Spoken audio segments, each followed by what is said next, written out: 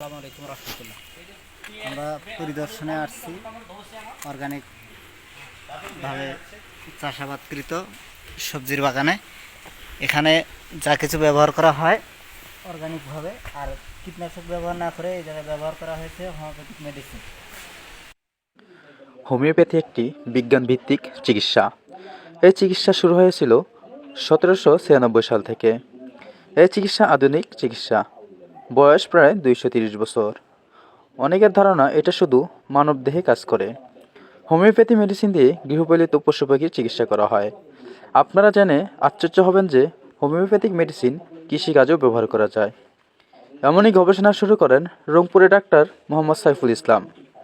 Doctor Mohammad Saiful Islam তিনার বাসার ছাদে এবং বাসার আশেপাশে নানা প্রকার সবজিসহ ঔষধি গাছ লাগান। ফল ফুলেরও গাছ রয়েছে এই ছাদ বাগানে। কীটনাশক হিসাবে ব্যবহার করেন হোমিওপ্যাথিক মেডিসিন।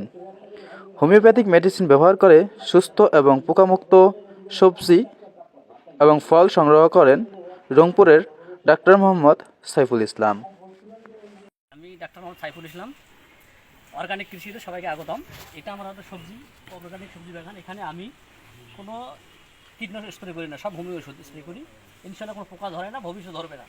তাই যারা অর্গানিক কৃষি করতে চান তারা নিকটবর্তী হোমিওপ্যাথি দোকানের সাথে যোগাযোগ করেন, ভালো কিছু করতে পারবেন। বছরে যে আপনার এক বিঘা জমিতে প্রায় 10,000 টাকা কীটনাশক লাগে, সেখানে হয়তো আপনার 5 থেকে 1,000 টাকার মধ্যে হবে। আর রোগমুক্ত পাবেন, খাবার পাবেন, রোগ বাড়ি কম হবে, দেশ এবং জাতির উন্নয়ন হবে।